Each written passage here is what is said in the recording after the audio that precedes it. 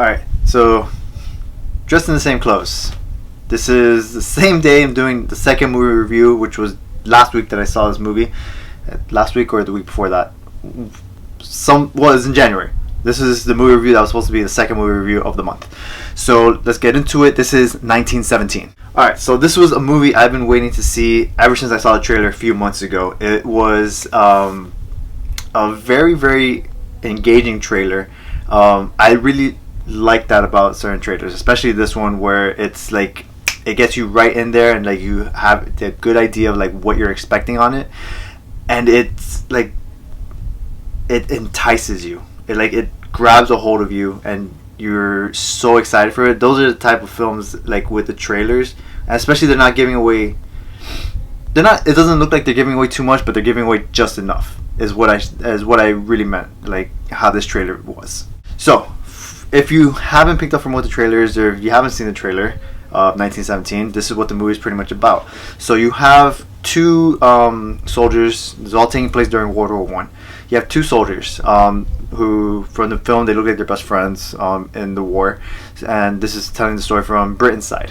So you have a mission that comes upon them that's given by one of the generals, and the mission is pretty much go over to this other location, this really far location where we have like a whole bunch of our fellow soldiers there, and stop an attack that they're about to embark on, because that attack's going to be a suicide mission, and they have no way of getting any communication to them except by sending these two guys physically over there through a whole like terrain of like enemy soldiers and stopping it. And on top of that, from one of the soldiers' brother is part of that attack, and that kind of gives them a little bit more incentive, I'm assuming, not just for them but also for us, the audience, to like have a little bit more caring, like exactly why they have to go over there instead of just the attack, but it's also because of personal reasons for that. Itself starts off very, very like straightforward. It's like a very slow pace for like the first literally like maybe like first 5 minutes, and it's just getting all the information that we kind of got from the trailer and building off that. So then as soon as that happens, we're like right there, we're like exactly right into the action, and it's like so well paced, and the film work of it is so good, because this film does something that not too many films do, and it like gets you into like how it would feel, or like how you would see it, like how you would picture it being inside close warfare, trench warfare. And it's done so well because there are so many shots that look like they're just one take. So it's like you're never really getting your eyes off everything. It's not jumping from one scene to another scene. You're always in constant like one shot, and it's such a beautiful thing to see. I don't know if a lot of people really like appreciate that or not, but it's something, if you've seen a lot of films and you see like that one take shot, it's such a great thing to see, because there can't be any real mistakes. It has to be such like well practiced and well rehearsed that in order to do everything in one shot, I mean that's something that's not easy to do. So what I was saying about the one shot, I mean, the camera work is like so good. I mean, if you've seen like a lot of the behind the scenes stuff, or like how they filmed this movie, it's a lot of new tricks, or a lot of manpower that went behind it. It's cool tricks that they do to give the illusion of a one shot take. So when you're watching the film, the way at least I saw it, everything looks like it's in one shot. But when you see the behind the scene things, there's a lot of tricks that they implemented that make it look like it was one shot, when it really wasn't. It was actually really like 2 or 3 shots, and then they just melded it all together. And it's such a beautiful thing to see, especially in this movie. I mean, it's like everything's like almost non-stop. So it seems like the camera never really like does a cut scene from like one thing to another. It does it very limited, and that is such a great thing to see, because you don't really see that in too many movies now. You see a lot more cutscenes, like especially in action scenes and war scenes. You have a lot of cutscenes to like kind of get away with like some editing and to put like a bunch of these things together. Acting is very good in this movie. Our main characters, you have Dean Charles Chapman, and then you have George McKay, if I just saw that correctly. George McKay is probably the best character in this film. You see exactly his character arc throughout the whole film from the beginning, like exactly it gets you right into it. That's what I'm trying to say. This film is like very fast paced, and it takes you from like point A to point B very, very quickly.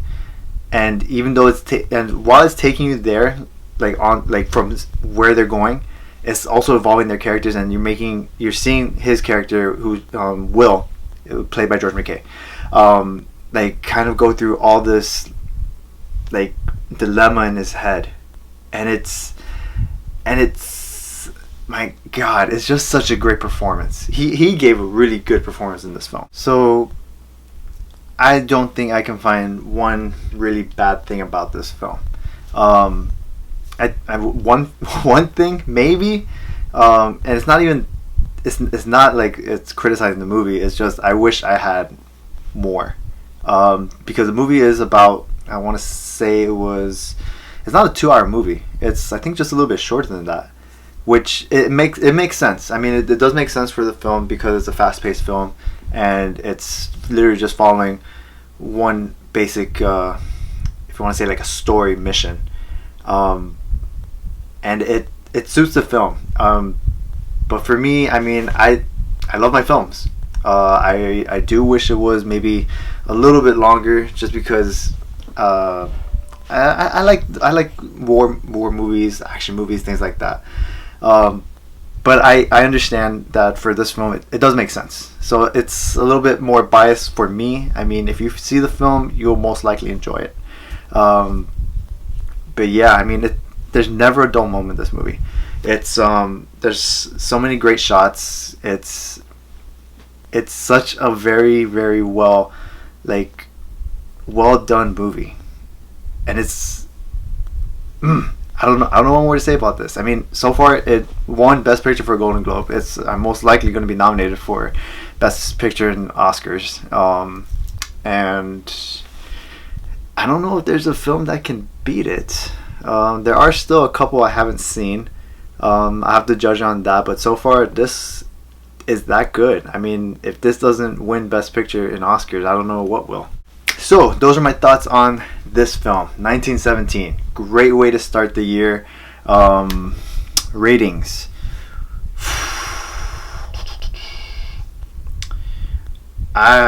Still working on that. See, that's the thing with the number stuff. I'm trying to figure out the labeling for number 5 and 4. I would give this. See, I'm very tempted to give it a 5. 5 would be perfect. I think I would honestly have to rewatch the film, because it's very hard for me to start giving out perfects like that, because I have an idea of what perfect is. I would seriously have to watch this one again to see if there's like any little flaws or something, or any little gaps or anything. But it's very, very hard, because when I saw the film I was very engaged in it. It's a very good film. So for now, I'd probably have to rate it at a 4. If not a 4, then close to probably like a 4.5. But it's really good. I mean, if you want to see a movie that's out right now, that just came out for this month, definitely 1917 is one of them. Probably just 1917. I think there's one more movie. I have to double check which one it is, but this is definitely the one you want to see for right now. And it's definitely a Best Picture nominee. So go check it out. It's a really good film.